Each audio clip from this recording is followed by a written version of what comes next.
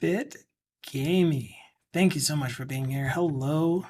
I am getting some things prepared still, so you're still seeing this screen. I like that you said that you hope that I got all of my tech issues resolved. I can't see my camera.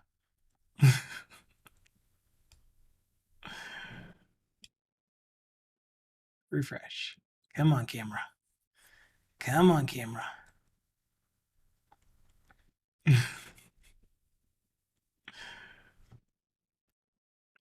Feeling about this. Yes, me too. Oh, I think. Yay!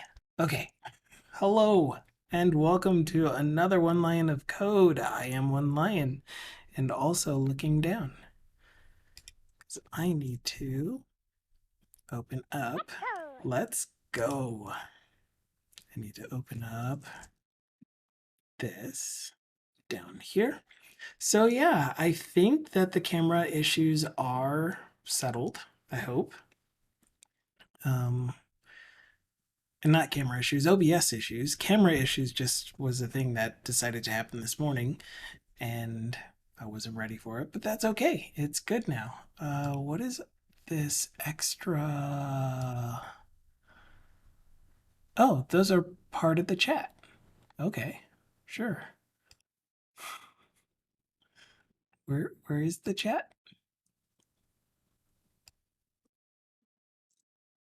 Kind of odd that it's still bleeding out over the edge. Unless it's just me. Anyway, hi. It's been a while since we've had a normal stream. Um, we've been plagued with so many issues, and now we are solid. And the last couple of streams that we had for that lasted the whole time were community streams, so that was fun. But now we're getting back to some actual development streams, and I'm so excited, so happy about that. So yeah, um, hope you're all having a fantastic day. Had a great weekend. If you had any extra time off for the holiday season, I hope you were able to enjoy that. Dive into that dev pool. That sounds kind of nice. I would love to. So what we've been doing on the stream when it works is working on a financial management tracking application. And it's been a while since we've been able to do anything on it. On the stream, when I started having all of the technical issues, I did a whole bunch of stuff without realizing that the camera had froze, and or not even the camera, but just the entire stream. Hi, Bob Ross. Hello, hello. What's the gosh dang it for? I. It's for I. Oh, I can move this up a little bit now. Go up here. Nobody's gonna show up there. I need some more stuff to put around the bottom of the stream. So if you have any recommendations, just let me know. But I made a whole bunch of changes while we were going through the stream dropping and freezing and all of that fun stuff. And the main changes were in this transaction entry service. I really can't remember all of the crazy changes that we made. So we'll look it up.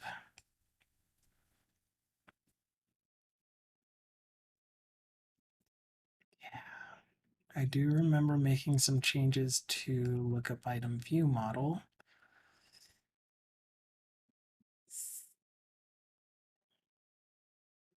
We made some database changes too. Not going to remember all that. Bob Frost says, I'm always 81 pence short of £6.82.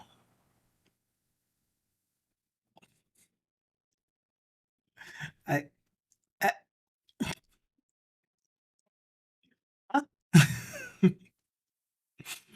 Anyway, hi Bob Ross. I hope you're having a fantastic day.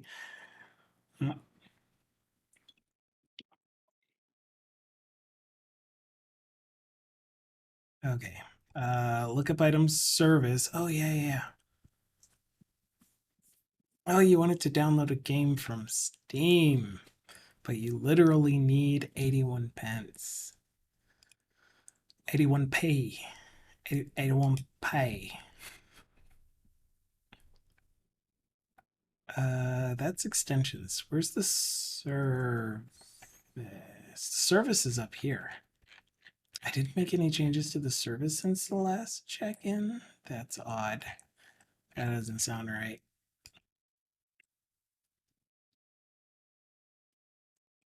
Okay.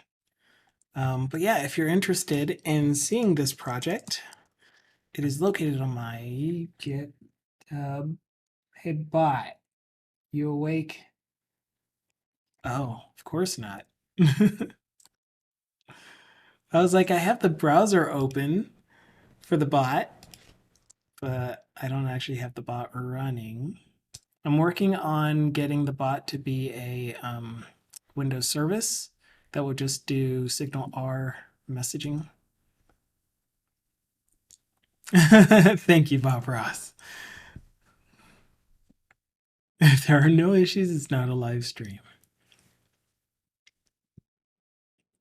It's supposed to do something like that. Okay, connect. That will allow me to get reward redemption commands, even though I don't have anything for processing the reward redemptions, but at least I know that I can get them. And now I'm joining chat, I think. There it goes. Response error. Why does that say response error? I don't know. I don't know why I said response error. It seemed to work. Anyway, there is the same link that Bob Ross posted for me to the GitHub repo. It is open source, and it is a full .NET Blazor application that will do the entire .NET stack or full stack stuff. And yeah. Oh, it's still doing that thing. And that's just an artifact of the way that Twitch the way that Twitch does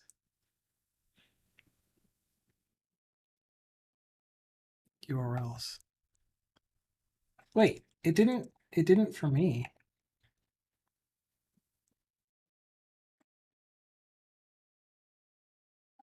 Huh?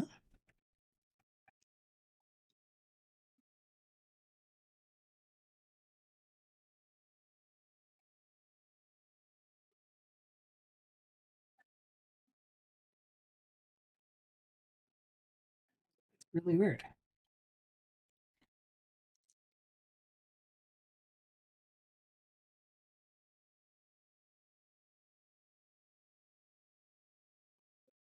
So soft as in software. Yeah, so you can see at least on mine, it's not including it as part of the URL. And then you can see down in the bottom corner where it's giving me what URL it's going to go to. And then it took me there without the period. That's really weird that it's doing that for you. It's done it for me before.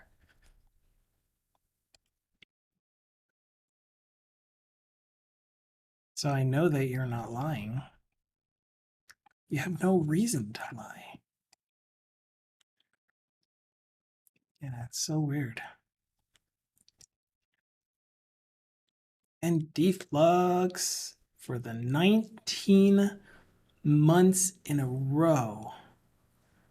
Holy cow. It really does feel like I just hit my 1 year mark. It is really, really odd. But yeah, I definitely know that it's done that before. But right now on mine, it's not. So I don't know. I don't know what's going on. I don't know how to reproduce. Get rid of your little red flag thingies. Dishonored 2? If you guys have Prime, you can get Dishonored 2 for free right now. If you don't already have it. Or if you do have it, but you haven't claimed it on whatever platform they're giving it to you on. Anyway, so hi Deflux. How are you doing today? How are you doing? It looked like you had quite a few answers over the past, I don't know how many time. Bob Ross has a new favorite game.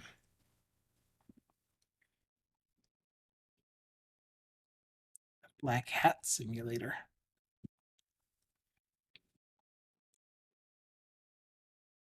He wants to be hackers. At least have the fantasy of being hackers.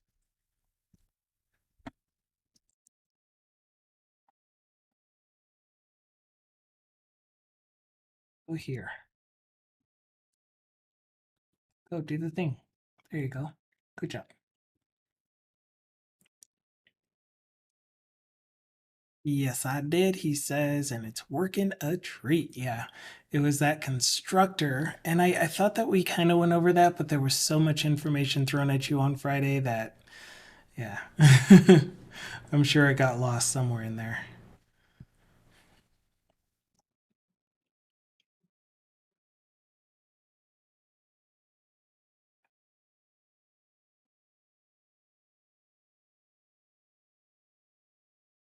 Oh, my ear is itching. Bob Ross wants to know if everyone had a wonderful Christmas. I had a very, very nice weekend. It was amazing. And Deflux is saying, I'm still refactoring. I'm nearly done with it. Then I can publish. Awesome. Good times. Yeah, once we get back on client time, on billable hours, I'm going to be taking off with refactoring our UI some more, getting some automation tools for doing some testing, some end-to-end testing. It's going to be great. Big Amy saying, not too bad, thanks. Good food and good company. Awesomely. Excellently. But what did you do, Bob Ross? I don't know that you actually said what you did over the weekend. Unless the only thing you did was play the Black Hat Simulator game thingy that you love. Okay. While I'm waiting for responses for that, I want to be in shared server transaction entry service.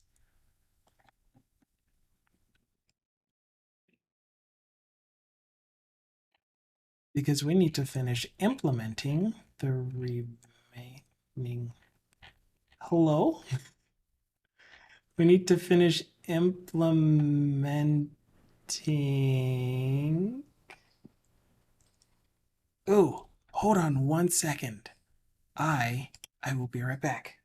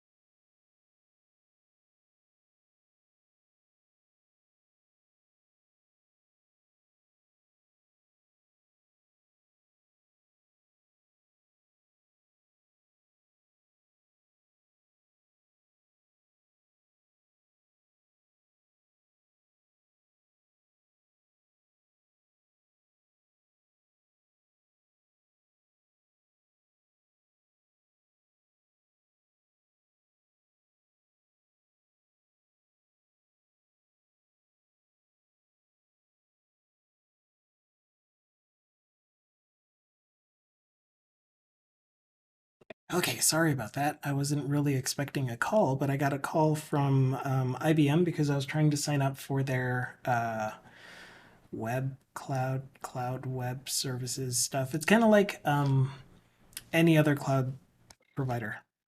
Because I want to try using IBM Watson for some fun stuff, their cloud APIs and stuff. It was their customer service because I was having trouble signing up. So it's not like IBM is calling me to offer me any jobs or anything. Hello, Dukasoft. So, as I mentioned on Friday, I'm planning on streaming today, tomorrow, Thursday, and Friday. And then next week, Monday, I will be off. And then we will be resuming a normal schedule Monday, Wednesday, Friday. Well, it'll start Wednesday, Friday, and then the next Monday, Wednesday, Friday. You know what I mean. So we'll be back to a pseudo normal schedule. And I'm doing this a lot with my hands. I really hope it's not too bothersome. That was almost some exciting news. I just want to I want to write my own, but I haven't. Wow, what is up with the way that I'm speaking today? I have not had any experience with writing actual AI machine learning stuff, training my own models. I don't even know where to begin with it, but that is where I'm heading to. And now that I am not able to build a client for work this week, I'm taking the opportunity to study, to learn, to do all of the things that I want to do that are going to help me with my current job, as well as all of the efforts that I am involved with Sagetti. So, all of the metaverse stuff, all of the AI related things for the metaverse.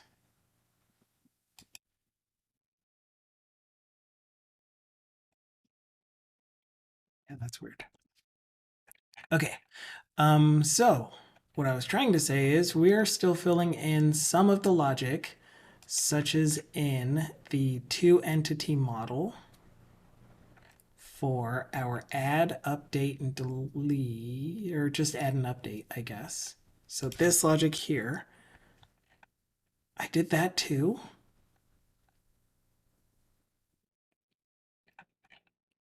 It did a lot that day. Holy cow. I really don't remember actually completing it. Then again, I was extremely distracted with the stream crashing every 5 minutes. I don't know. It looks like it's. Oh, I saw a. Oh no, nope. That's still fine. That's the add. This is the update. Uh huh. And then delete was already done, and the two getters were already done. So I don't know. I think we actually are done with the transaction service. I'm sorry. We're working on the lookup item service. That's what's so confusing. We're working on the lookup item service for the add, update, delete, and it's the two entity in these that are not completed. Yeah. Okay. Awesome. Thank you, Dukasoft. Thank you so much for sending the project link. So that's what this is. Do I have the client side done at least? No, I don't. So we'll get the two entity. What did I call it for lookups or for transaction service?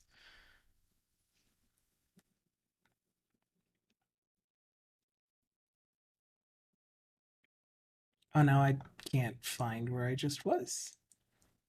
Here we go. Wait.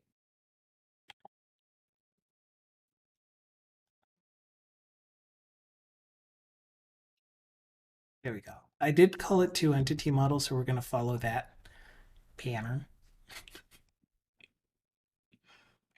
And I put it down here.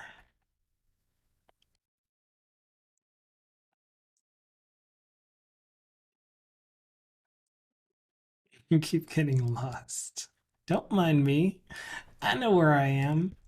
All right, we're going to rename you to that. And then we still have the update and delete. Okay. Okay, this makes more sense.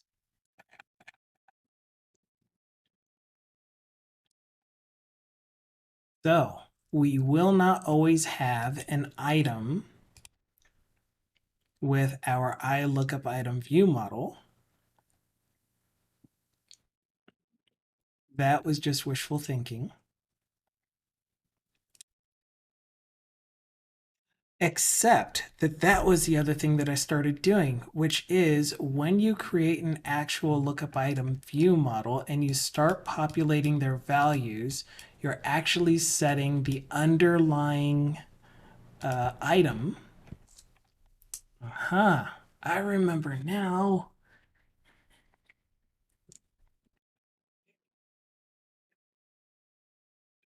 Got it. I got it.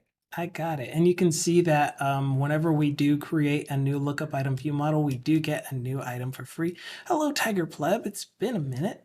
I hope you're doing fantastic today as well. Whatever time it happens to be for you. So yeah, so I think this is going to work. I need to test that, I guess. But you can see that we're setting essentially the lookup item values here. The difference is going to be when we are managing accounts.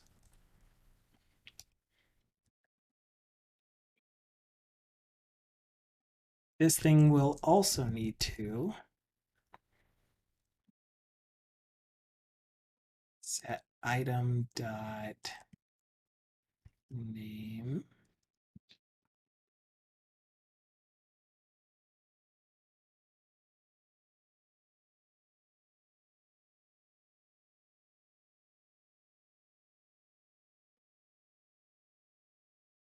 And then account type. Okay, so that's going to be the hard one. I kind of remember getting stuck on account type. App development is going fun. It was at a standstill for this project in particular because we had a release that happened at my job a couple weeks ago, and I was super duper focused on that. I had to cancel so many streams during that time and just buckle down and get it all done. But we did release, and the app is in the Windows Store for anyone who might be able to find it without me giving away who the client is. But so the app is in the Windows Store. It's released. Our next steps are just doing some cleanup to make 2.1 amazing. Fix some UI type stuff that was just weird. I was really pushed for time and kind of sped through some things and took some shortcuts. And it's a Windows Store app.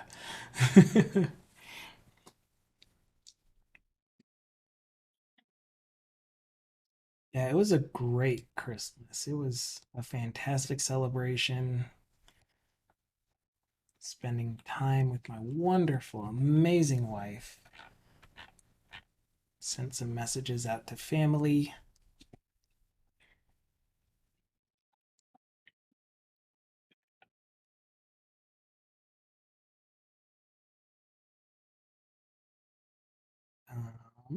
Trying to do too much again.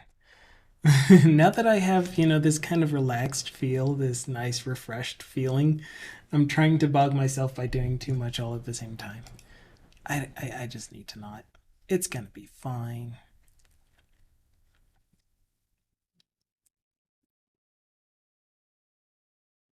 Okay. And I can put all of my two entity models in here.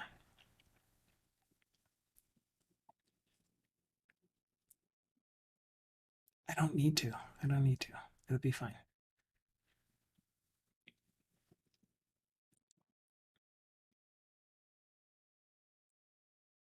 Yeah, I don't exactly know how I'm going to get the account type without specifying the account type ID when I'm trying to create a new account.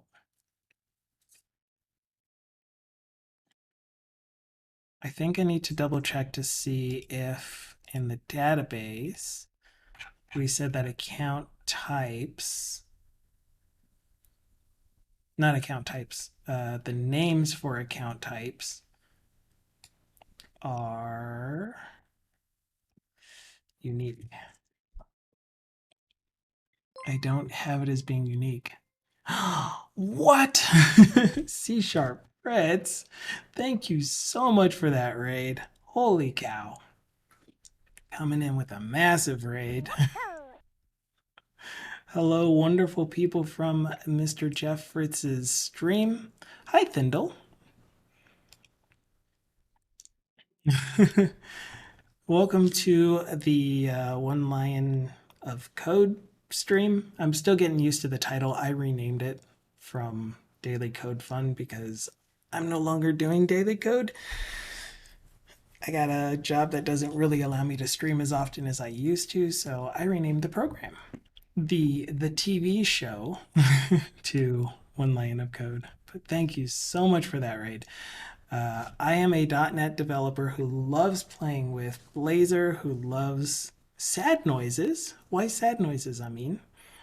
Oh, for not being able to stream every day. I used to stream for like 6 hours every day. But I love doing Blazor development, and the project that we're currently working on is a full stack development application. Thank you again, Dukasoft, for putting the GitHub. Yeah, Amin was here since like the very, very beginnings. And yeah, so the entire process that I was hoping to accomplish with this specific project was to start a full stack development project from scratch with all of the designing stuff, with all of the making the decisions about what technologies we're going to use, what database type we're going to use, set it all up, do entity framework, code first migrations. And you can see a lot of that story happening in the actual repo. I also have been posting the videos to YouTube of all of my streams daily, and it's been mostly talk with a little bit of code, but it's still a lot of good times. So if you want to check it out, it's not as involved as I wanted it to be, but it's still, I mean, you know, we're getting there. So right now we're working on a service called the Lookup Item Service. Actually, it's Blazor hosting type agnostic, but I am currently developing it. Like when I'm debugging it and stuff, I'm using Wasm with hosted API.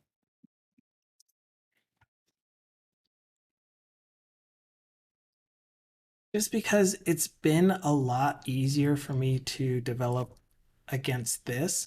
But the Blazor component library that I'm using for all of the UI is in its own class library, which means that I can point anything I want to it. I can point a Blazor server project, I can point Blazor Wasm to it. I can also point a Blazor Hybrid app to it and use the exact same UI. It would just need to implement its own services and provide them through dependency injection. Yeah, definitely Android app as well.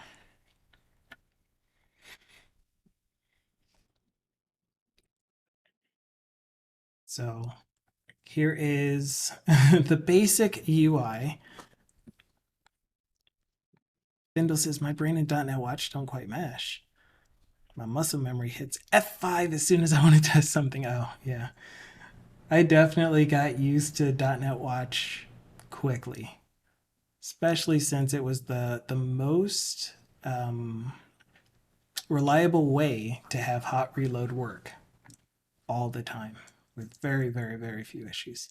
But this application is intended to be a way for a user to manually track their finances, manually track their spending habits, when they get money kind of stuff. So there are three transaction types that I'm currently thinking about, which are payments, which is you withdraw money from one account and pay to some other entity that you're not tracking, other than the fact that you're choosing them and you're putting money from your account and making it disappear into the ether, as happens with money, and you choose which account.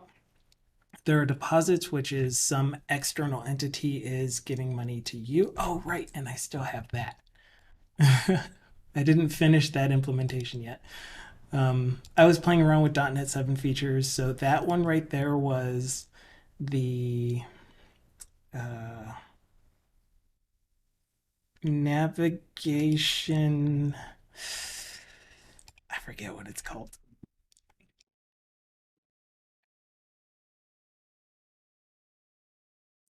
I forgot what it's called. Which one of you?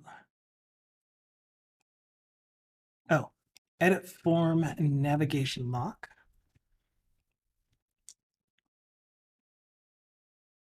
Yeah, so just navigation lock. I happen to wrap it in one that's specifically for an edit form. And then I still have to create the modal for that. Am I using any local session storage? I'm not using it yet, but I have definitely used it before. I guess to give some background on myself as a developer, I used to work at a place called the Rocky Mountain Arsenal most recently, and that is a place where they had some Java applications, and I took those JSP apps, turned them into .NET MVC because at the time there was no such thing as Blazor. And then I went from MVC to Blazor, and that was so much fun. Oh man, I loved it doing that. But it was a lot of work for just one person because it was 8, I don't know how many, anywhere between 7 and 13 apps that I was essentially converting by myself. And they're full on web apps too. So like I guess we'll go to test dash. I know how to do this. It's been a while.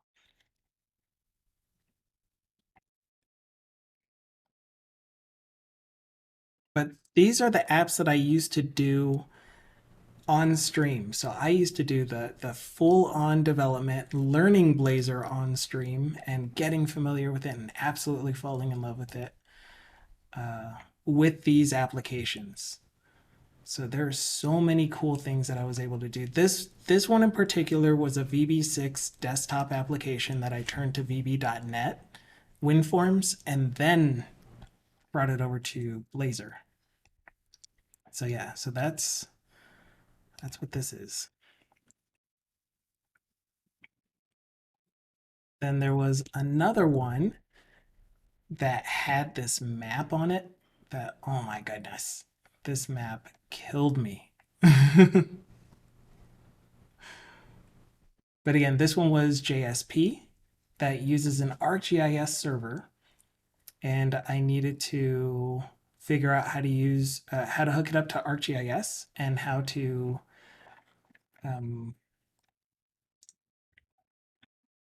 get all of the JavaScript functionality to work with Blazor.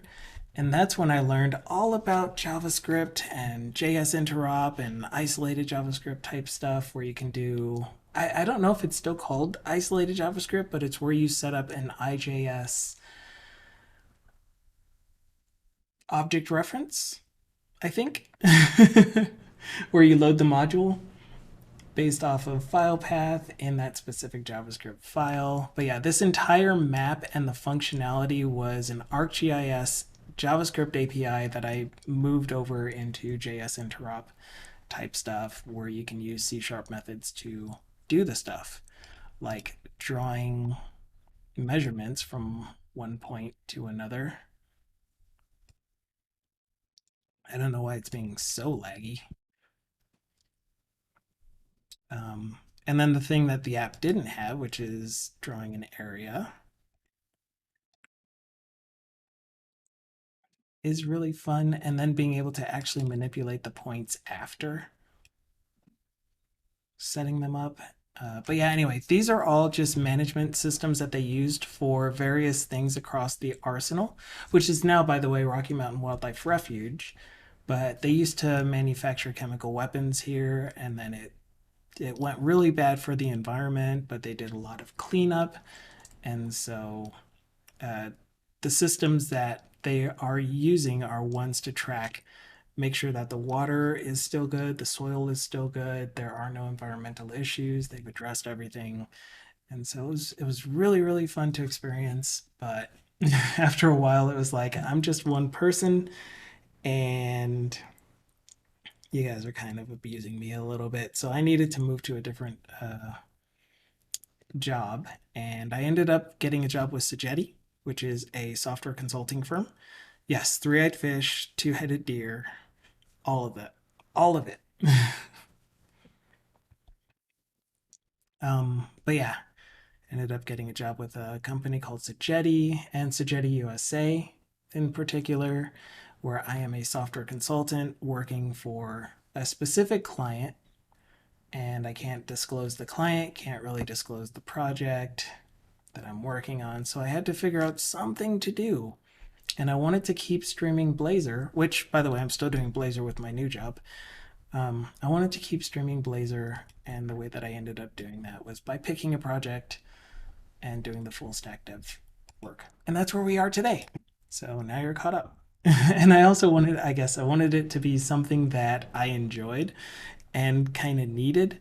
So right now I'm using Microsoft Access that I put together in 2012, maybe a little bit earlier than that. And I'm using that to enter all of my financial transactions, such as a payment, deposit, or transfer from one account to another account. And I wanted a web way to do it because I'm a web developer. So why not? Let's just turn an Access database into a web application and do it as an open source project, and hopefully be able to provide information about how to go about doing full stack Blazor development. So anyway, that's who I am. Hello, I'm one lane. Long-winded spiel, but yay. So we're going to continue on. I was working on this lookup list item service, or lookup list service, and this is a way for me to be able to populate all of these drop-down lists that are used throughout the application. I keep doing that. I really just need to turn off the navigation lock. I'm going to do that now so that I don't have to worry about that. We found that.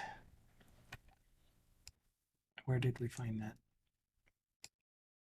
In the actual individual ones. So I'll get rid of it in deposit, transfer, and payment. And of course, if there is anything that you have questions about, I will do my best to answer. We have a ton of people that are super duper helpful in our Discord server, and they're always willing to help. There is no dumb question. If you're interested in software development, we want to help you be more interested in it and just support you in your journey. As well as if you're a veteran, if you have questions, then have a safe, comfortable place to ask questions and actually get answers. I know I should have. Oh, wait, Thindle should have. Yeah. So Thindle is saying one of my first real applications was a front end with an application, whoa, with an access database as the data store. And the admin was also built in Access. Yeah, my favorite thing was when I learned that you can take an Access database, put it on a shared server, and then have the same Access database, which everyone gets a copy of the .mdb file at the time, and then .accdb later, and just have that point back to the one that's on the server. And it was like, oh my gosh, I just came up with the best possible way to have a server, a database server. It was a really bad idea. And then yeah, SharePoint list as a data store. Oh my gosh.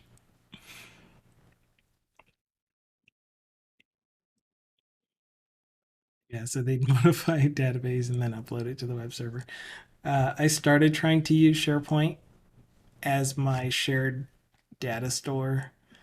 It was so bad. I do not miss those days, but I'm glad that I had those experiences. I learned a lot.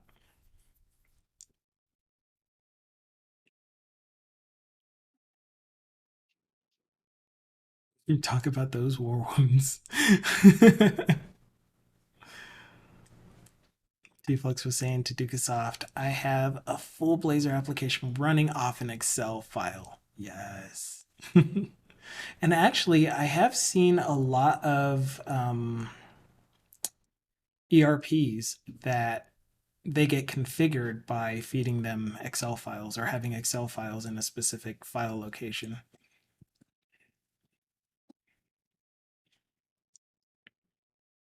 Feels so weird saying ERP is a normal thing.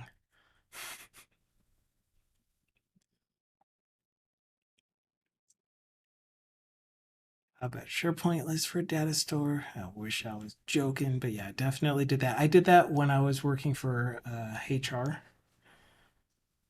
with the Department of Defense. I think the top of all the anti-patterns I've came across. Oh, oh. It was a SQL Server database with 3 tables. Oh, okay. You're still going into more more details. I was like, how is having a SQL Server database an anti-pattern? But you're still explaining. Okay, my bad.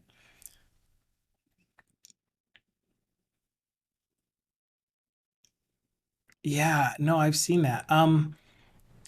They were creating essentially a columnar database using SQL, where you did table ID, or you have a table that's called tables or whatever, that has the ID of the table and the name, and then you have an ID called columns, which is what table does it belong in, what name is it, what order is it in. I'm assuming that you also had some kind of data type in that same one. And then the actual data itself, which is just a combination of table ID, column ID, data value. That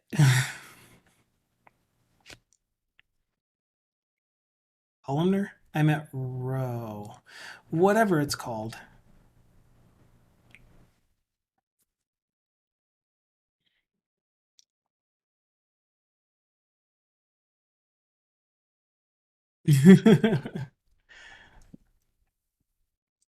But yeah, okay, so I'm gonna finish this lookup list service implementation, and we are working on this two view model. So the way that I created all of my lookup items, since they all follow the same structure, even in the database, which is just they have some sort of display text, value text, sort order, and then last updated date, is I created a single interface that obviously has those, but since the ID can be any number of data types, then I needed that ID to be generic. So the ID column will actually be provided by the inheriting class. By default, it's int, but there are times that I want to have a static list of possible values for a lookup type. So I want those hard coded in the app, and I do that through an enum. So for example, we have an recurrence type, enum. And so these are going to translate from this enum into a whole bunch of lookup recurrence type records, where the key is the actual enum itself. And I'm kind of thinking, well, yeah. Since I'm allowing the user to change the number of account types, then, and yeah, and just create their own account type from the app. I can't do that with account type, and that's what I was hoping to be able to do just now. But is it VTOL or VTOL? Oh, VTOL, VTOL, VTOL. Anyway, let me know how to pronounce it. But did it do what it needed to do? Yeah, Thindle, did it do what it needed to do? Thindle says yes. Wheatlol. Got it. Yes, but slowly. The company I worked for had the idea that devs are expensive. Let's throw more hardware at the problem. That actually works until you need to scale it.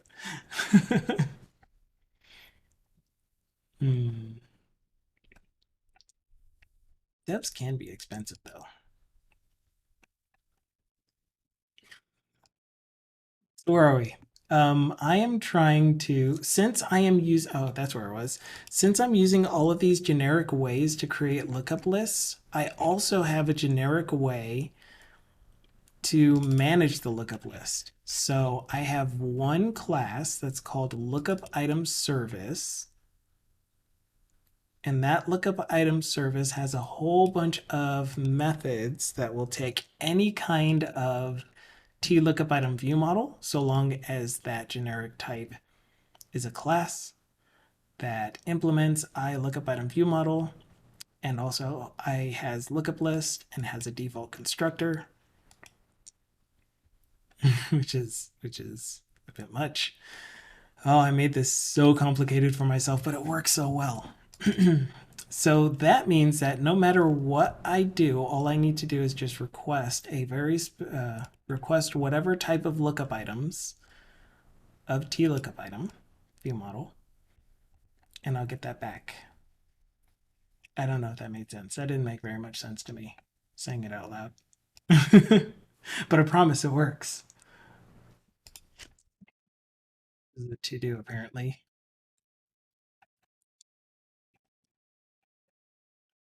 But we know that the getters work, otherwise we wouldn't have values for these drop-down lists.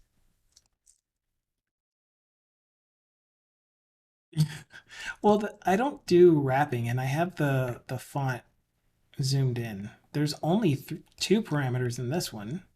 Two parameters in this one. But yeah, wild generics. I will have wrapping turned on for now, though. I don't normally. It freaks me out, man.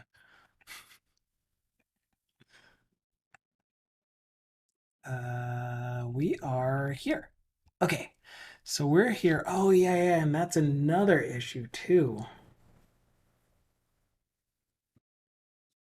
The two entity model only goes to an iLookup item, and iLookup items don't by default have an ID.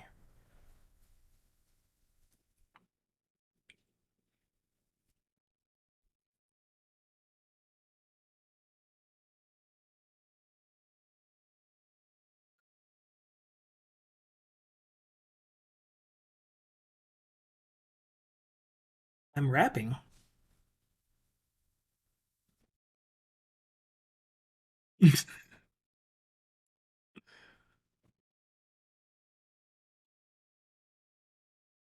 Dindle said, I spent like 2 hours yesterday trying to get a SignalR hub up and running from a class library.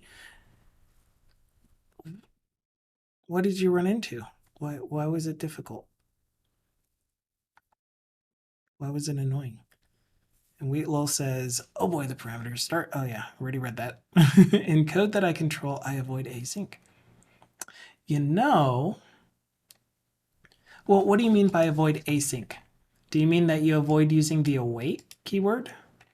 or that you avoid async methods in general, because I don't know why you would try to reduce the amount of async that you have. Awesome, 8bytes. If you have anything that you want to share, feel free to drop it into our Discord.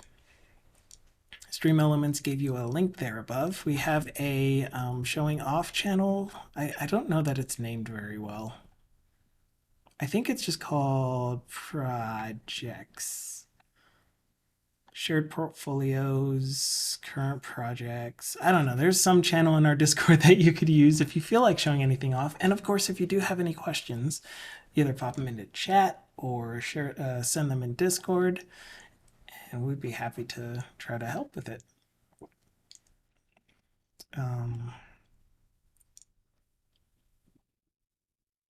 Yeah, I was doing some SignalR stuff earlier today as well, but it's part of, so like right now I'm doing a lot of self-improvement, doing a lot of training since I'm not able to build the client for this week, for this holiday week.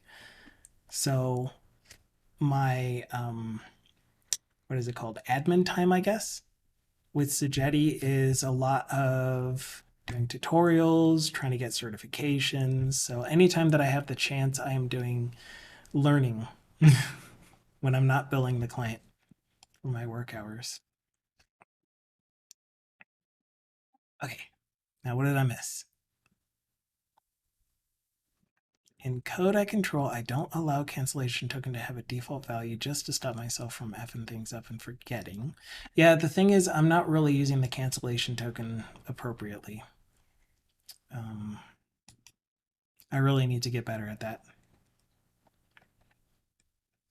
Like, it is getting passed down, so if the HTTP, if I'm doing this from WASM, then I'm usually doing a HTTP request for my service, and then the HTTP request, if that gets canceled, that trickles down. So that one is okay.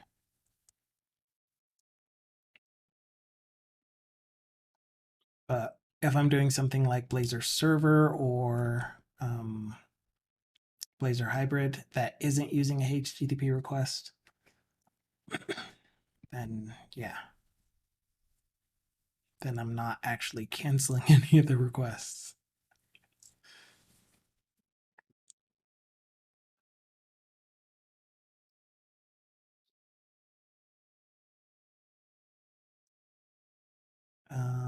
Well, I had a console application that calls into classes that are in other DLLs, so I tried running a communication hub service in a different class live that would spin up an Owen server and run a SignalR hub. Oh, okay. So there's extra layers of complexity on top of your SignalR hub. Because setting up SignalR, if I recall correctly, is fairly simple and straightforward. Setting up the hub, where you just say these are the methods that are going to generate messages, and these are the listeners for any messages coming in. Then yeah. So we always saying basically by two methods, I keep most code pure, which includes not allowing anything like HTTP requests, and two, use an environment that doesn't require async await to operate at full capacity at full performance. Avoid still means I use it in some places, just in as few as possible. And I try to use it as much as possible. That's interesting. 8bytes is already on my Discord server.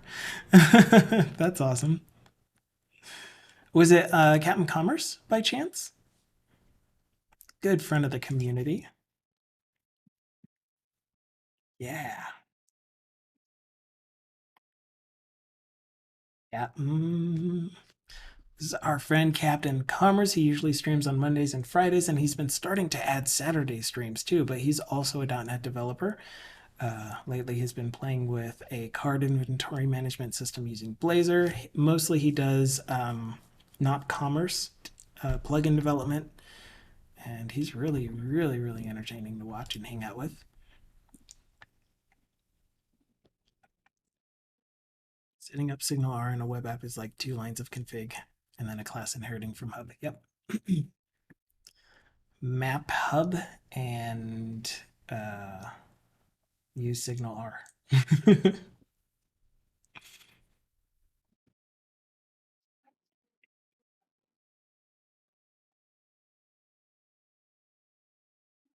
But yeah, it's just interesting because I found that a lot of the responsiveness of applications come into play when you start using async await.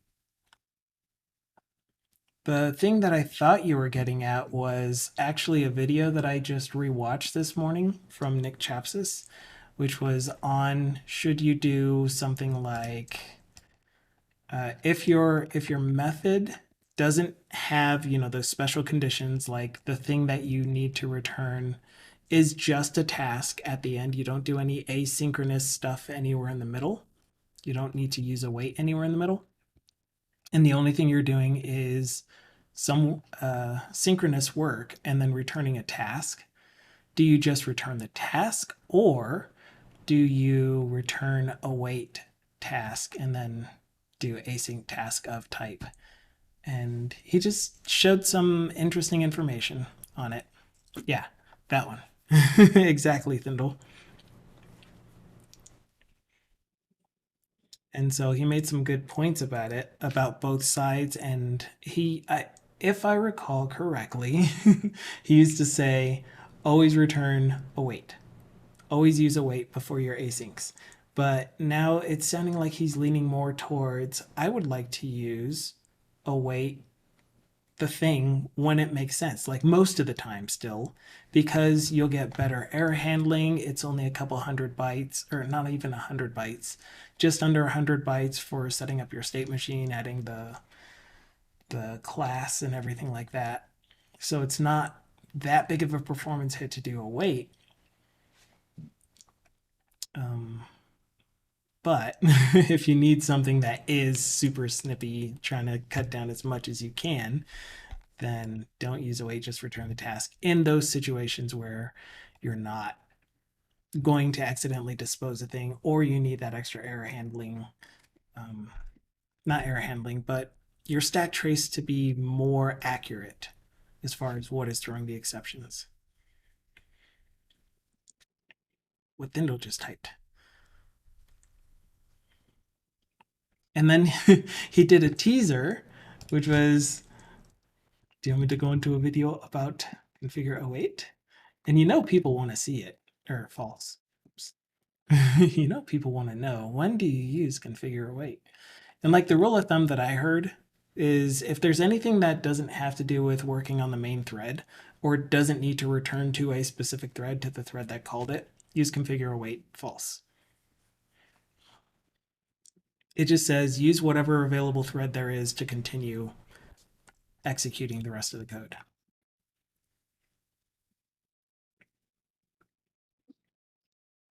If it's an API, I mean, I guess, again, if it's nothing that needs to return back to the calling thread.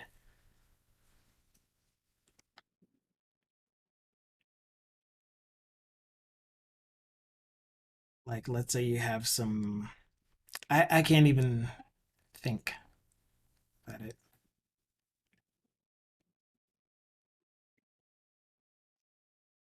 Yeah, so configure await true, which is the default,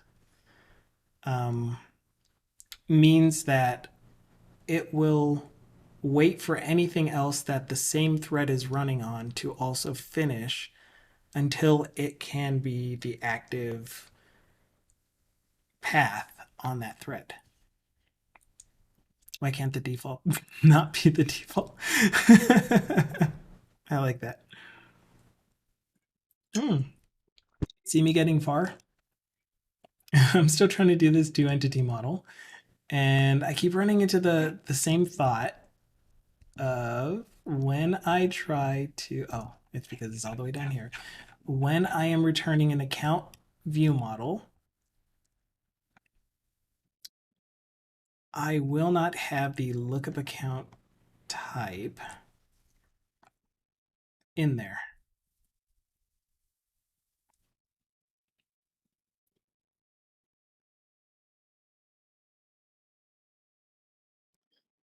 Oh.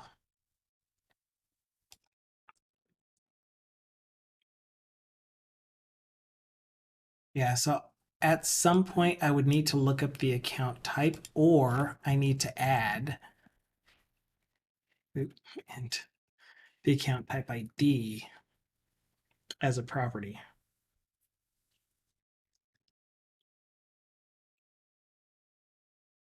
And then set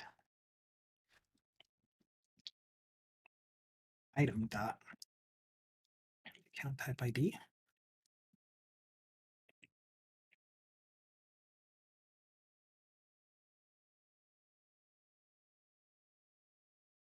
Okay. But Wait Lol is saying it's what did you say? Basically, yes, practically people don't care. Yeah. I'd assume Visual Studio already has one built in. Oh, I'm missing some of the conversations. What's happening? Thindle is saying, so basically in any web application, everything should be configured. Wait, false. Not really. Since we don't really have a UI thread. Like the main thread is the UI thread for at least a Blazor WebAssembly or even Blazor server. The main thread is the UI thread. And there is only one thread in WebAssembly at the moment. Unless that's already been updated. I don't know. Haven't been keeping up with that.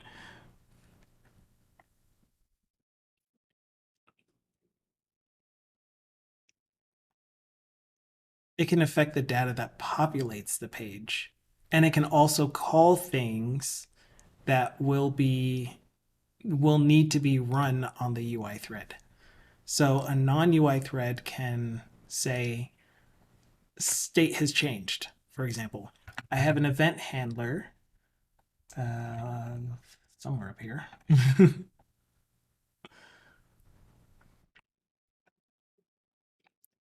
Let's say I have a state class like this, and that event is invoked from a thread that is not the main thread, the UI thread, then yes, that would be a situation where we would run into issues like you cannot update this thing from a non.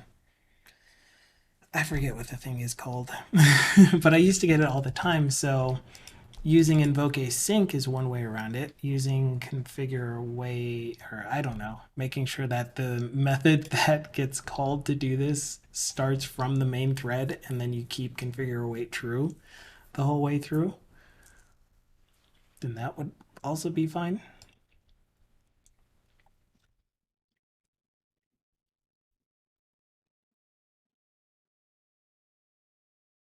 I say dispatch invoke. Blazor says invoke async. Yeah, it's just a helper. That's all. And then you'll see ugly things like async void, where people are like, "You are a bad person." I'm like, "It works. It works." I really don't know what else to use. Like the only other thing that I could think of trying to use, which I still don't know how to, would be instead of having this be event. Well, yeah, that's the problem. I'm using iNotify property changed, which it has to be an event of property change event handler.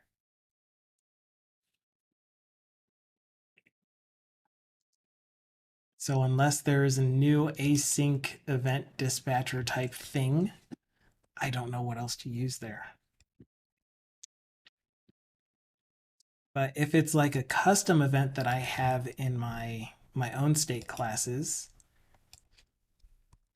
such as in this, I would like to use event callback instead.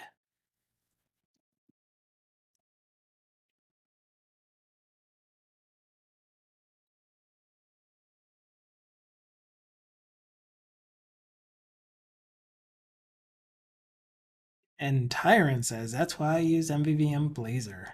Yeah, because they use observable, right? Which again, I'm not very familiar with.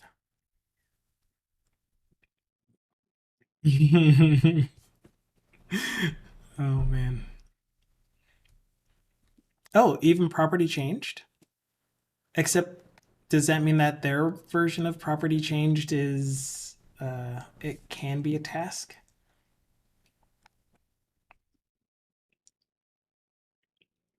Because the other thing that I have done is, let's say, public event uh, action, no, function of task.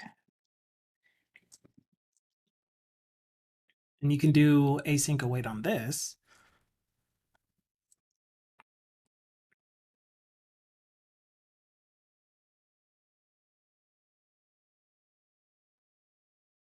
And Science Streams is here. Hello, Science Streams. His name is Balint. Not async. Another wonderful. I'm going to call him a member of our community, but we're more a member of his. Such an amazing person. We get so many amazing people here. Tindall says, I miss you. And Science is like, then come over. I stream. But yeah, Wheatlow was saying this is why I use Java, where async. Both soup and soap. Yes, I know the celebration. And then I agree with Zukia. My dyslexia loves it when they're in the same chat. Oh my gosh. Yeah, when I do the shout, It was like sometimes I also get confused. I'm like, wait a minute. It's luckily the V at the end of official soup, like it breaks it up a little bit. it is a lot of absolutely lagging. Is that because of me, or was that the actual clip?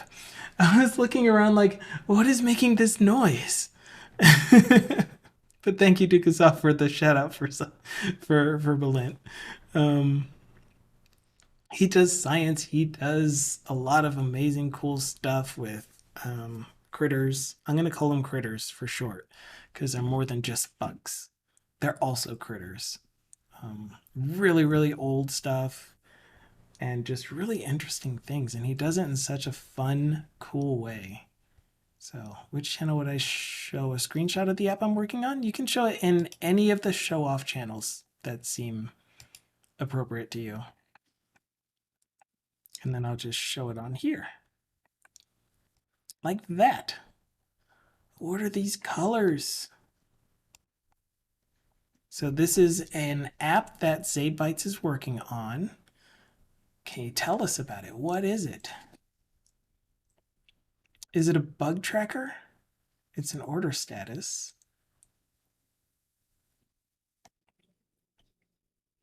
Yeah, what is it? Tell us about this thing. I keep missing chat. It's been a while since I've had to keep up with this much chat.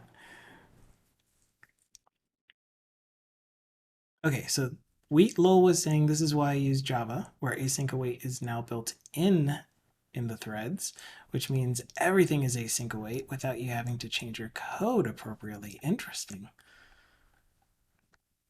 Yeah, I'm still just a super fan of C#. I mean, maybe it's not the one size fits all, but you can do a heck of a lot with it. And I'm most comfortable with writing code, and I understand it the most. But I do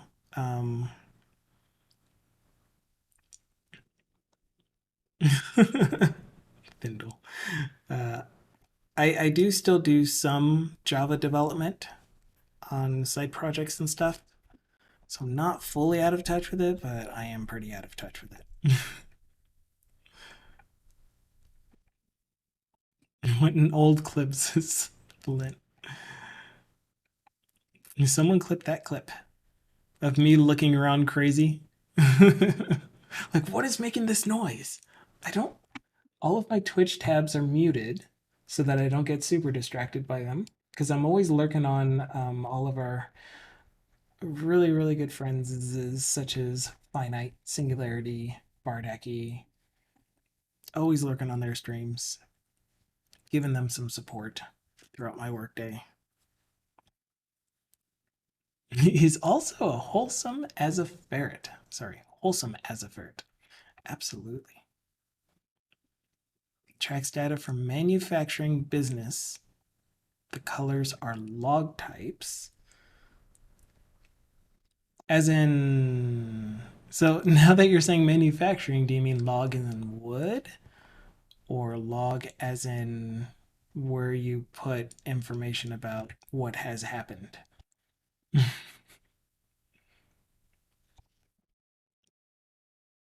Going to include reports and fluctuations in the shop. Is the application name placeholder? Sorry, not sorry. Oh. Honest opinion, the left side feels a bit cramped. Says then it kind of reminds me of an Atari game. This is almost what Chicken Crossing the Road game looked like. Or maybe that was a Commodore game. Ah, I miss my Commodore. My dad's Commodore, I should say. It's a color processor app. Anyway, it's an old approach and now everyone is used to it. Oh, so this type of display for at least the industry that you're making this for, they're used to this kind of thing. So it's pretty standard as far as I see. Yes, Frogger. Thank you, Thendel. But it was actually a chicken. The one that I'm thinking of, that was for Commodore.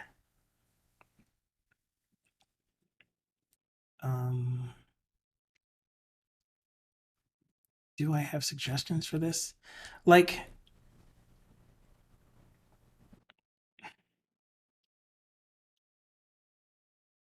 I'm just not really good with dashboards either. So I'm not the greatest at actual UI design. If you give me a UI design, I will definitely be able to implement it. That's actually what I did for my current job. And I just, the person that designed the new interface did an amazing job and it was so much fun. And I just took his Figma designs, turned them into Blazor component libraries, used them in the app, hooked them up to all of the existing functionality, and it's so much fun. I wish everyone could do that. I do love the colors. It's kind of the color scheme that I was going for, except I sucked at it. This was me trying my hand at doing actual design because I want to get better at it. I want to get better.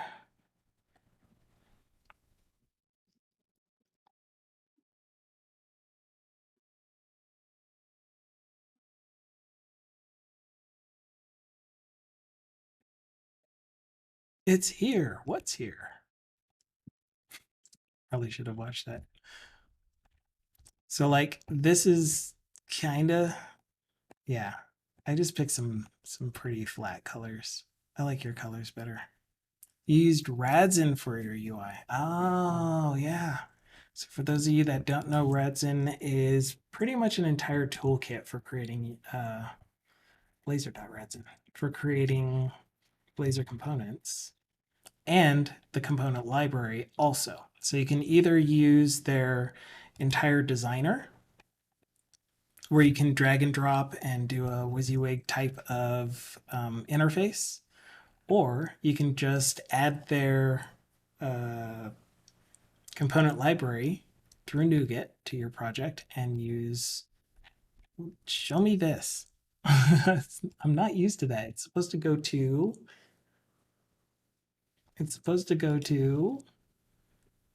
different screen. Wow. Maybe I won't recommend it.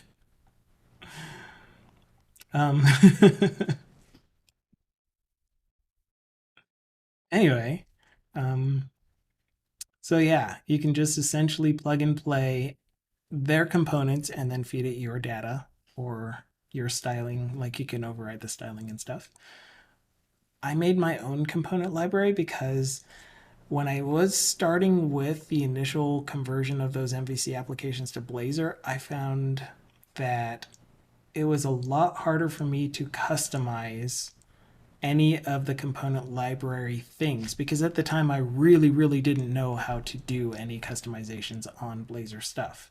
I was learning as it was coming out. And so I ended up just finding tutorials, finding resources for how to create my own components, which I ended up doing. And of course, it could use a lot of work, but these are all of the components that I ended up creating, reusable components that I ended up creating for myself. And I still use a lot of them. But yeah, now I'm starting to see that component libraries are getting more robust and more customizable and easier to use. Yeah, Wait Lola is saying, I usually just use Material UI. I just love the button feedback stuff. Yeah, and it looked like Radzin is now based on Material.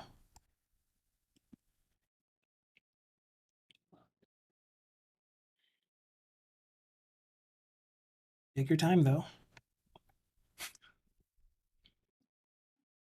Maybe it is my computer. Maybe I am taxing my processor somehow.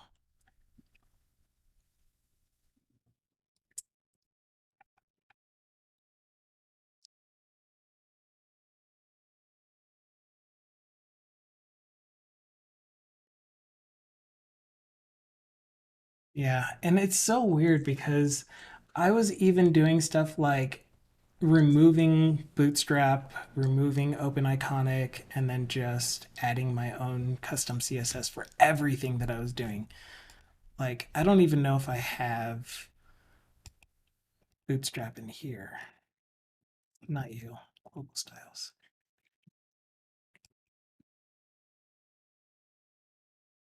Yeah, I didn't think so.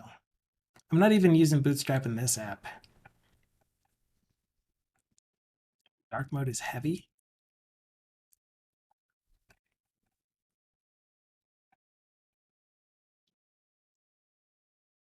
It has a heavy feel to you.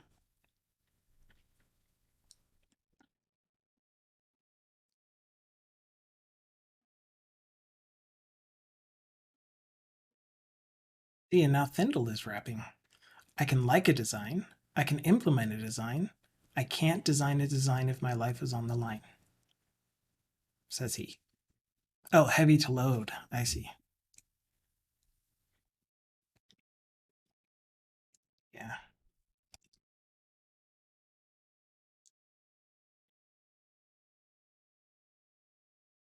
Didn't even realize it rhymed.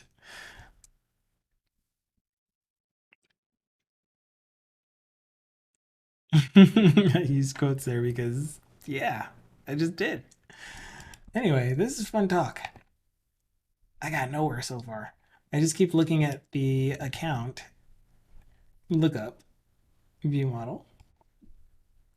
Oh, I did get somewhere. Okay, so this should be fine, I hope.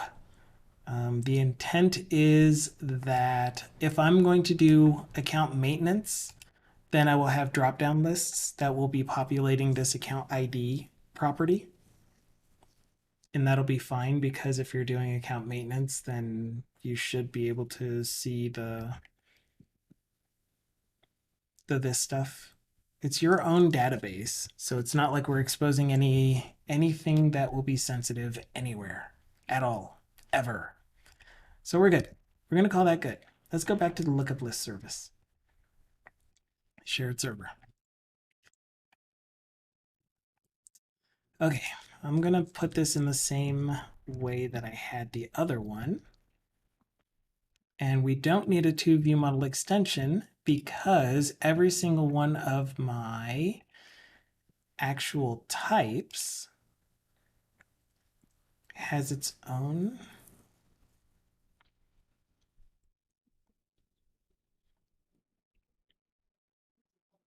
think.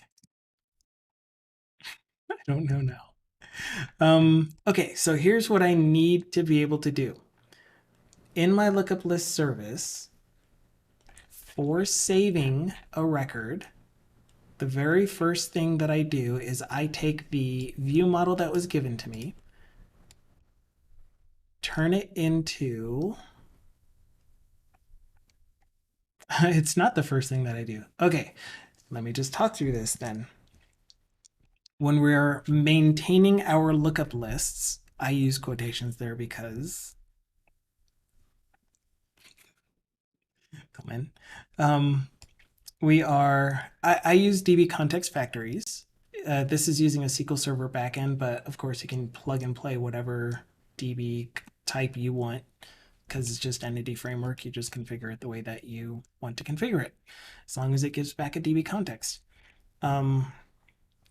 But I use DB context factory because there may be cases where I will not instantiate the DB context whenever I call this service.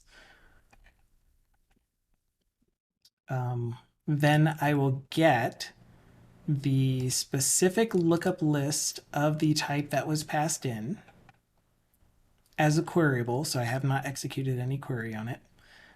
Then I will look for a record that matches that lookup list display text, which is the actual lookup item name. And if there is, then I say you're not allowed to add duplicate display texts. Like, we could just let the database do it for us and throw an exception, but I feel it's better to do it manually rather than wait for an exception to be thrown. And then if we don't have any records that match display text, then create a transaction, turn the view model into an entity model, which I did that, add it to the table, or I guess add it to the context as a tracked item, and then save it. And this is the hard one right here, getting this ID back. So there's a few ways that I can do this. As I mentioned, the record that we get back, or the object type that we get back from toEntity model is just an iLookup item, which does not have a key. So one of the ways that I can do this is I can have an interface that's called iHasKey, and this is my type. And that's the thing that has the key property of that type. Then the iLookup item of TKey will be an iLookup item of iHasKey TKey. Whoa. And this way, I can have the thing that gets returned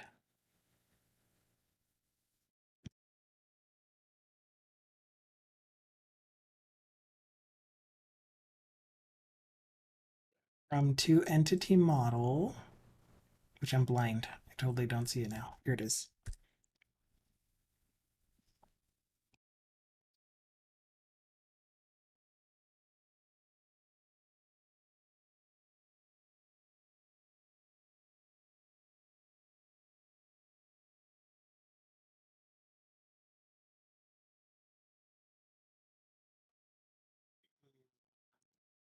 Can I just make this thing be of TKey? Excuse me.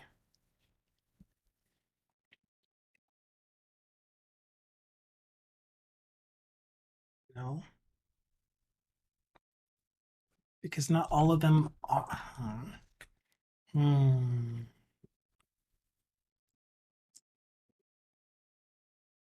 could do a TLookup item.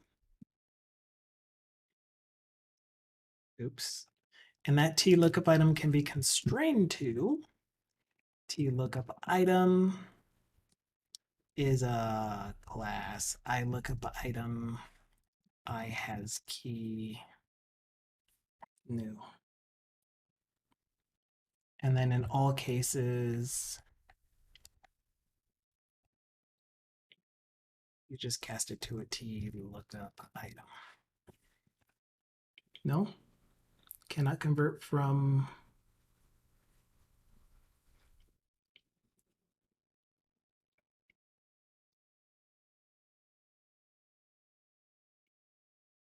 oh. But yeah, we would need to know the T key. So never mind.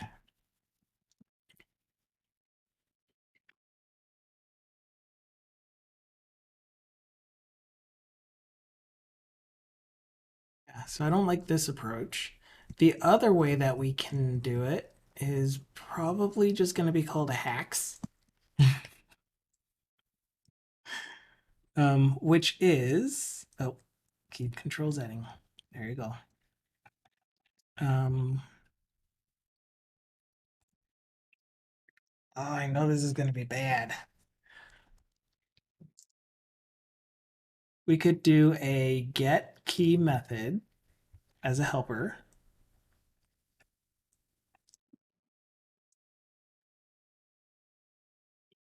Yeah, I'm going to do it as an extension method, and you guys are going to cringe. So get your cringe face ready. Public static. I'm sure some of you already know where I'm going. We're always going to... Oh, can I do that? I think I can. I think I can. I think I can. If I constrain T key to be either an enum or an int, but that's not how you constrain it to one or the other, so never mind. Oh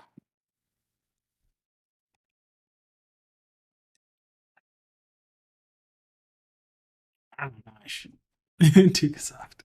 Deflux says, in regards to interfaces, would it be appropriate to create an interface for, say, my Azure functions and then share the interface with the Blazor client, so when I make a HTTP call, I'm not calling some random name of Azure function, but instead I'm using the exact name using the interface somehow. Is that a correct use of interface? Yeah, I would say so.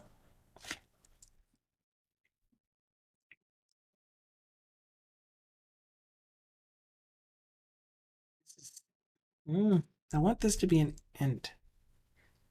I'm going back and forth too much and not making any decisions. Okay, so the problem is that I need to be able to get back the ID from this iLookupItem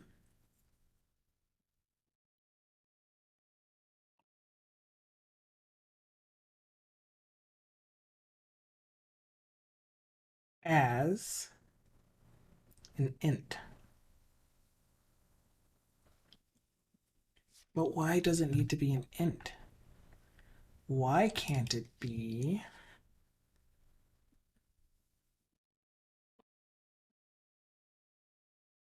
the actual key type from the TLookupItem view model?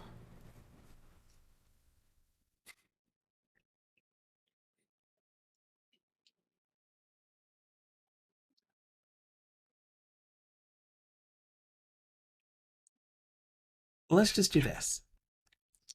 Let's just see how far we can get. Public static int get ID this iLookupItem model, return 0 by default.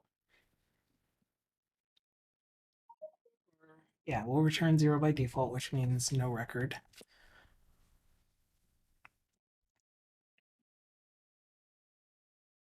And so you, that has the error, will be able to call get ID. So then the way that we're going to get the ID is by using reflection, type, model.getType. Our ID prop is going to be type.getProperty name of iLookupItem ID.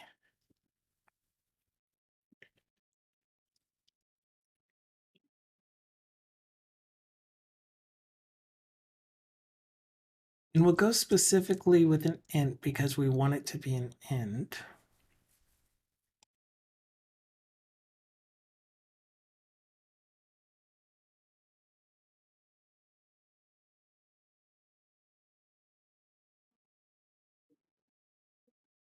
And then I'll think a little bit harder about this. Yay, reflection. Oh man. Since this is not like what's the word I'm looking for? The path that is super important that needs to be able to run very efficiently. A hot path? No. Hot path is just whether or not you go through this very quick jump and then exit early. Anyway, you know the thing that I'm trying to say. I'm not good with words. Since this is not a critical functionality for the application, it's not going to happen very often. Then using reflection here is not going to be a massive performance hit. Like maybe while the user is first, yeah, priority, that works. When the user is first setting up their accounts, then yeah, maybe they'll add 2 or 3 lookup items, accounts, the account types, and then the pay twos. Words are not real. Words are insufficient. The pay twos is going to be the one where when a user is entering transaction data into here, they're going to click on a little plus sign if let's say it's a store. Let's say it's Forever 21. They purchase something from Forever 21 for the very first time, and they need to add it as a pay to. They click the plus sign, they type in, I want a new pay to called Forever 21, and then they fill in the rest of the transaction information, and then they submit it, which I didn't put a submit button in my design because you don't need to submit transactions. It's not a real thing. But they submit it, and then that Forever 21 record gets added to the payees list, payees lookup list. If there's a line item type that they want to add, same deal. They maintain that line item type. But pay to would be the one that happens most often as you are first setting everything up with all the places that you normally buy from, your grocery store, your convenience store, your wherever you do most of your normal shopping. And all of that stuff would get added. But again, it's a one-time thing, and it won't happen super often after all of the initial ones are set up. And you'd probably end up doing that up front during setting up the application itself. The cool thing would be, give me one of your accounts, and then I will read all of the, your account plus the account details, how to log into the site, kind of like Mint does. But I'm not trying to remake Mint. I'm just trying to make this simple app. So never mind that thought. We're going to keep it simple. So yeah, we're going to think about that. Yeah, the more I look at this, like when I go to this and then come back to this, I like this a lot more. This does throw me, but you said it's industry standard, so I don't have any suggestions for it. Not if people are already used to seeing this. T-Flux is seeing it for the first time.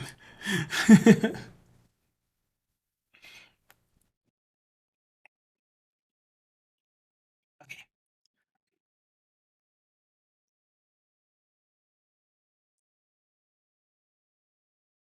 So yeah. So we get the ID property if ID prop is not null. Actually, let's do an early out instead. If ID prop is null, or I'm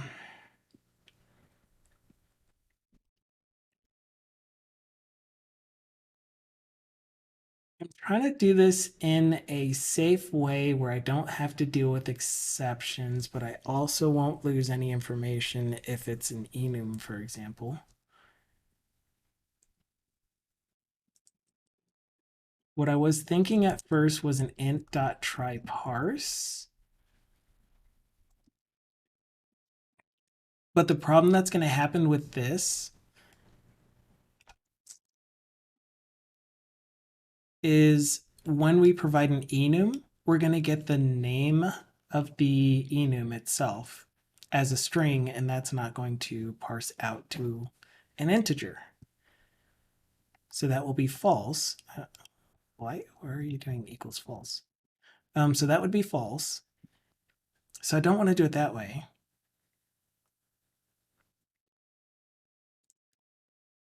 What I could do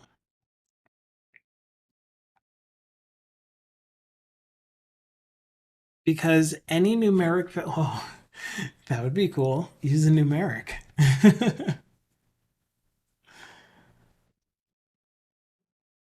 Because we are using .NET 7.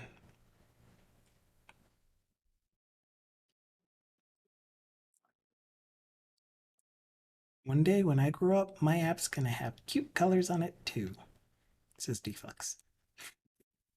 Deflux Rainbow app confirmed. I mean, I wouldn't doubt it. I could see some things in your app that you aren't quite ready to share with the world have rainbow colors. That would appeal to some of your customers. Okay, if ID prop is null, is there a is numeric? Yeah, I don't know. Because I keep going back to the enum where I don't know what that would return. So something like ID prop dot type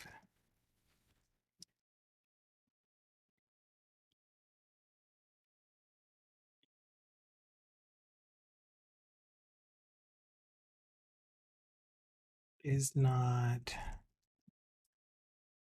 an enum, which you can't do. And yeah, some kind of is numeric thing. I don't know. This is gonna like break maintainability or actually extensibility or something in the future. Because it's like I'm restricting it to where your ID values can only be integers or something that can be cast to an integer, which says anything larger than an integer will not work, which means that if we're going to ever have one singular database for all of these billions of transactions that happen, then you can't use a long as your data type. That's what I was doing first, was convert to a string and then just see if I can parse it out to an int, which I still guess I could do.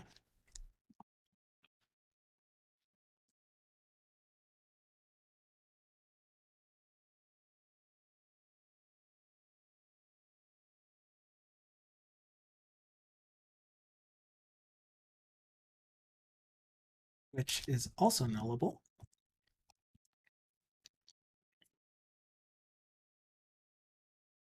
And say either ID prop is not an enum, or sorry, ID prop is null, or ID prop is not an enum, and not int dot try parse ID val out var ID.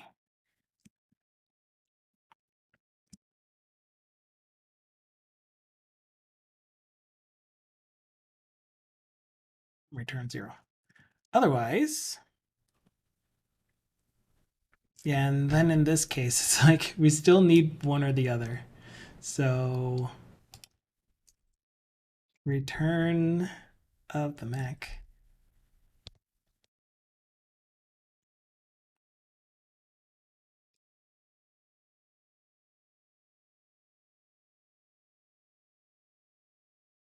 Dang.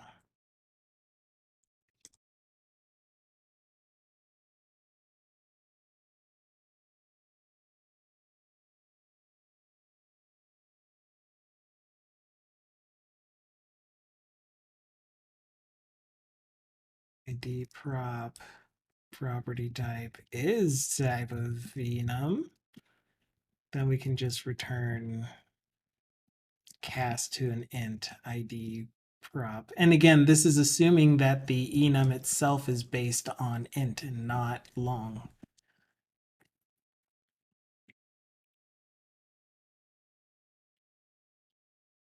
ID prop dot value from model.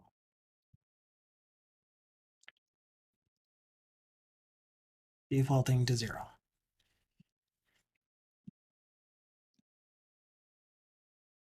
I don't like this. I don't like this at all.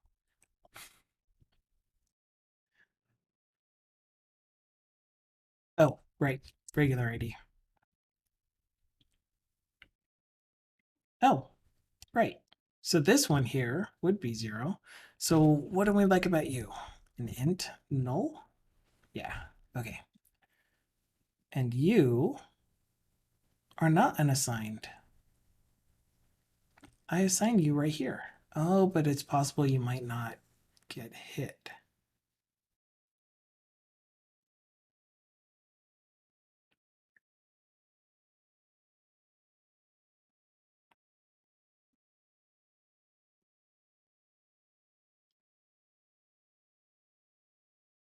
I still don't understand why ID is not declared down here.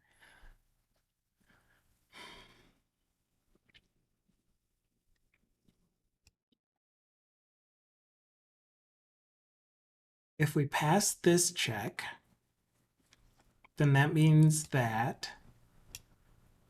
this is going to be false. And then we would pass this check where this check assigns ID.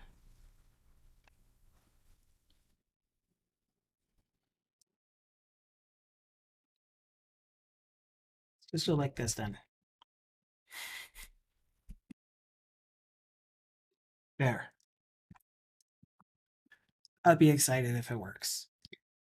I don't have a way to add any lookup items though, but we are going to try it out. So what I'm supposed to do though, what I told myself I would do is go down here to this little library down here that I'm not going to make too much of a fuss about because I haven't implemented any part of it. I did really well with the deposits with any of my transactions where I wrote tests first. That's right, I said test out loud. I wrote tests first, and then I implemented their methods. But for my lookup list service, because there's so many generics and just, I didn't write the test for it. Feels bad, man. But we'll be able to just write a quick something or other. Let's go to data entry.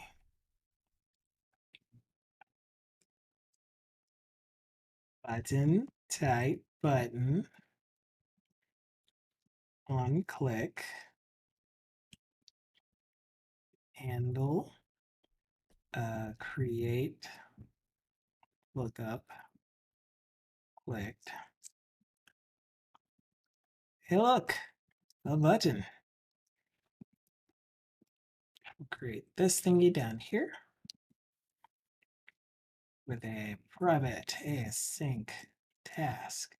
Handle button clicked. And we will do a var response equals await. We should have a lookup list service, do we not? We don't. Wait, yes we do. Do you have a base class? Oh, no we don't. Just kidding. It's in all of our actual deposit entries.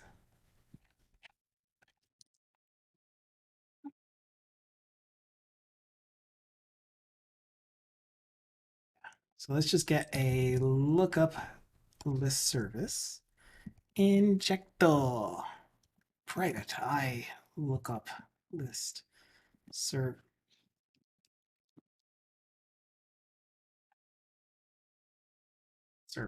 Which is going to be fine. This is going to be fine. Everything's fine. lookup list service equals default take. Okay, so we're going to do lookup list service dot add lookup item new. Let's do a payee view model.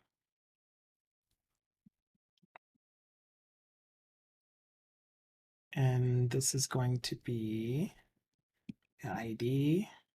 Oh, no ID. A display text of. I'm no good at coming up with random weird names, so I'm just gonna do. Actually, yeah, I can. Yeah, I can. You can do it. We're gonna do something. We're gonna go with my new list item. And so I can push the button more than once. We're going to put the date stamp on it. Thank you, Copilot, for beating me to the punchline every time. Value text is just going to be blank. Actually, it's going to be 02 string.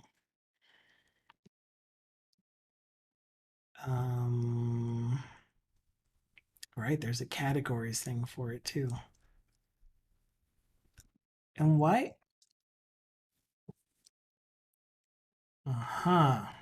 That's going to be interesting. Well, just do a thing. Let me do a thing. Let me have 12, please. Okay, this actually should get display text. Why am I doing it this way? I don't know. Good question. This looks like duplicate code to me. Hello, Zotra Lord. How are you doing? So this is essentially going to set display text, which is going to set payee name from the base class. Or sorry, which is going to set the actual payee records name field, is what I meant to say. And so now I have payee name twice.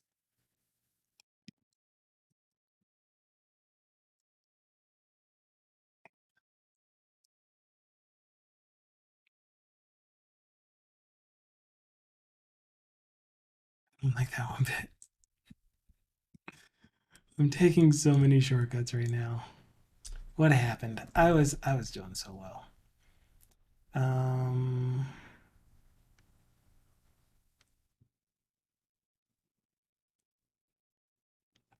Yeah.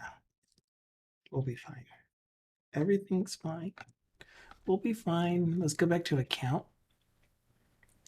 View model as well. And we're going to do the same thing.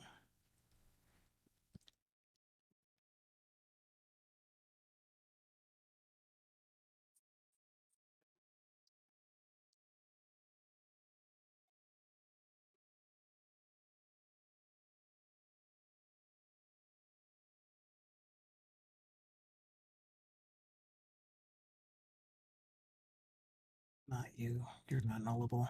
You're nullable.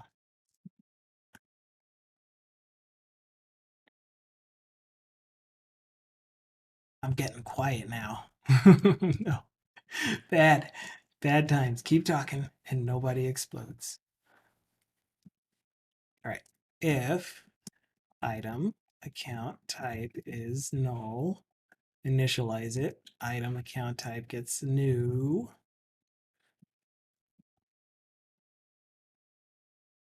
Then we can set item account type name. Finger typing is broken. A coconut. That's dirty. Name. Balua. Cool. So at this point, if we're setting the account name manually, then we're probably not setting.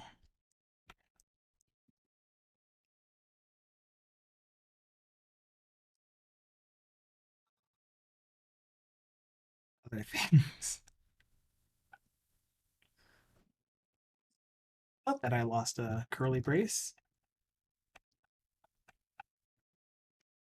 Okay, we'll go with this. Everything's going to be fine. It's going to work. You'll see. It's going to be beautiful and easy to maintain even. Yep.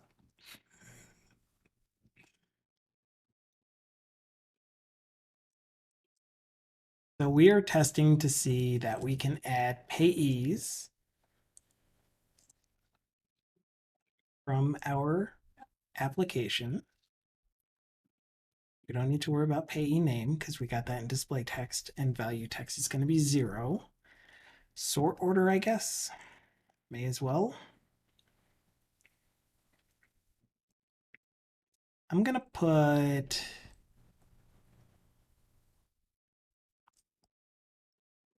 I'm going to leave it at 0 because there's another thing that I have to consider that I don't want to consider right now. So we'll just do this a few times. If response dot was error, and actually we're going to display the error too. So that's going to be up here in our private response model.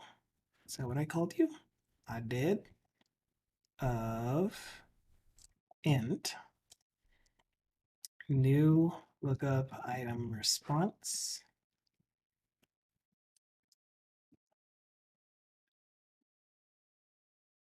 Which is what this thing is going to return.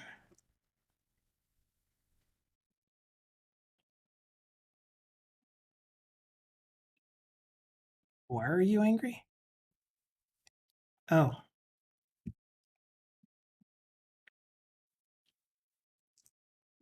An lookup item.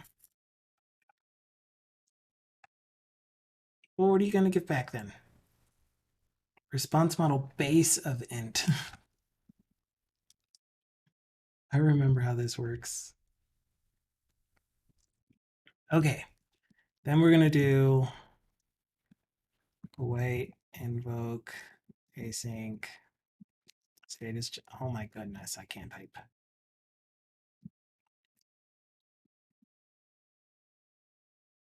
There we go. Okay. And up here, if new blah blah blah response was error, defaulted to false, then output, which I don't have a class called text danger, but it's fun to type it. Text danger. Yeah, done broke it.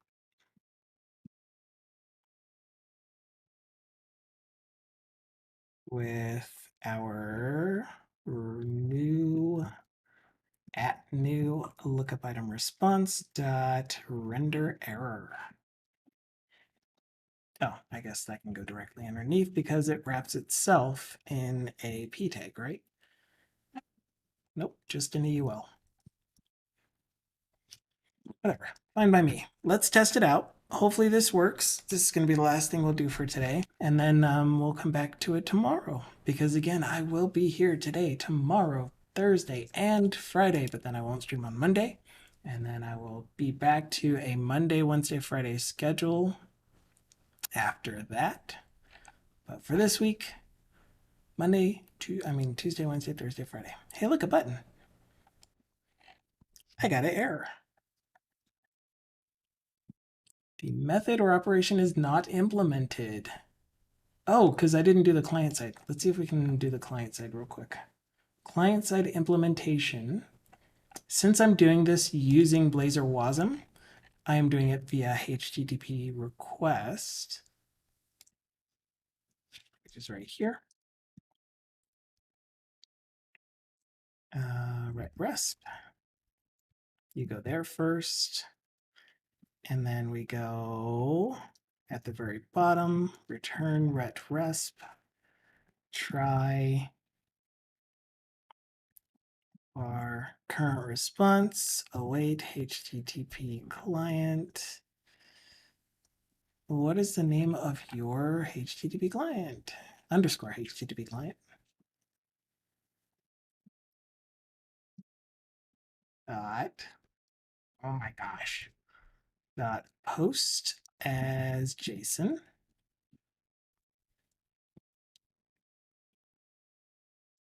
Do I actually have a URL pattern? Are you fibbing me? Oh my gosh, it's not fibbing me. That is how I did this. URL pattern using the instantiated type and then passing in the view model that we got, which is really hard to read on here with wrapping, but yeah. Okay, if resp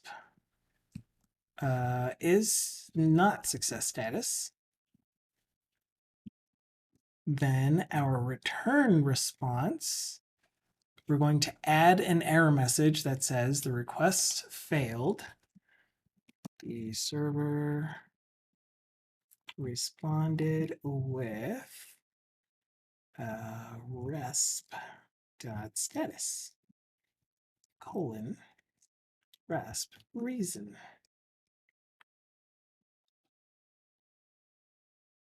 And then we just return. Otherwise, it was successful. So now we're going to try to deserialize the response as a response model base of type int. So we will do resp equals await resp dot content dot read as string read from JSON. Read from, it's been a minute, okay? I've been doing mostly desktop development lately. Okay, and if this errors, then we will get into our exception down here, which will be resp equals new. And then we will go ahead and add an error. Are you going to help me out with this message? Because I don't really know what to type. The request to add the specified that this thing failed.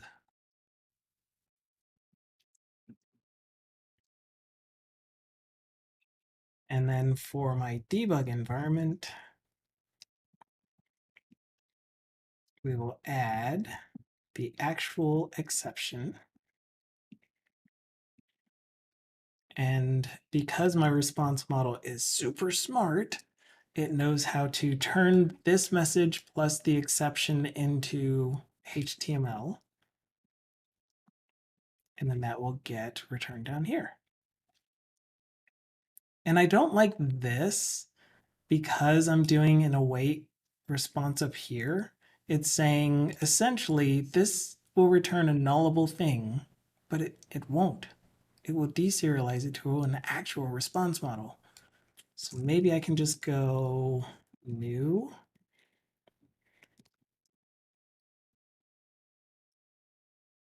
With error messages, new.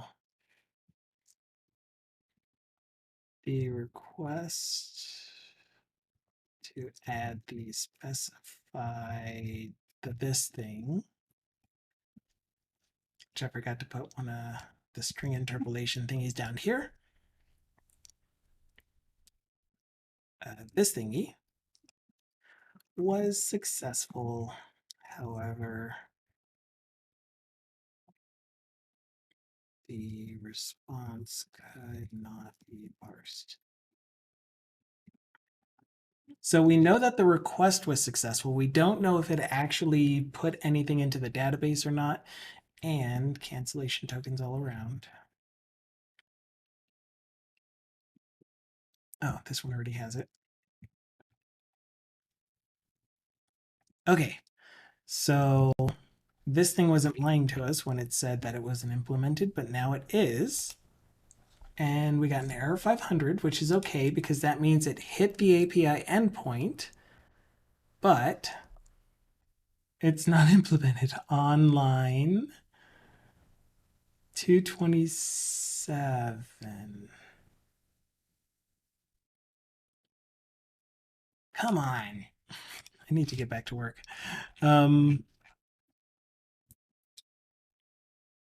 Lookup item service. Oops, control dot. Nope, control G. 227. Oh, the lookup item view model that got parsed in my controller did not get deserialized as a payee view model. As this thing. Even though that should be what we're feeding to it, right?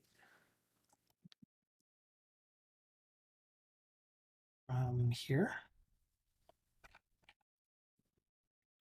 A new payee view model for sure. And then we go to the client. Since we're running WASM, and this is what I've injected as our iLookup list, lookup item service.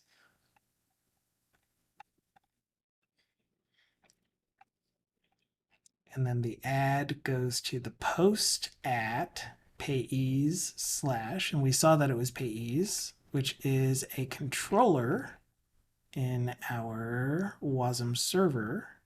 Does anyone see the WASM app?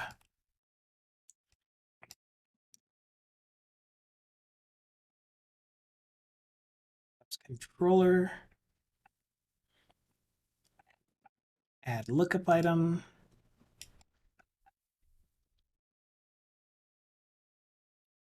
Yeah, so for some reason, when we are deserializing it here, it is not deserializing as a payment view model. So that is what we're going to have to figure out tomorrow. Disfortunately, and that was a long AFK phone. Yeah, I need to get back to work. I know that I'm not billing, I know that I said that I'm not billing the client currently, but I am still an employee of Sagetti and I'm still on regular work hours. So that is my 2-hour stream for today. I will be back again tomorrow. Bad work, bad. I'll be back again tomorrow at 10:30 a.m. Mountain Daylight Time, Mountain Standard Time now, which is UTC -7. And I'll call Sagetti and tell him I need more lion. You can do that, but I don't think they're gonna care. Yeah, that's gonna be it though. I hope you guys enjoyed your time here hanging out with me.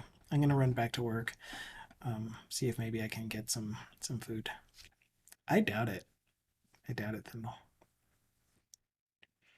We're gonna do a protest at Sagetti office.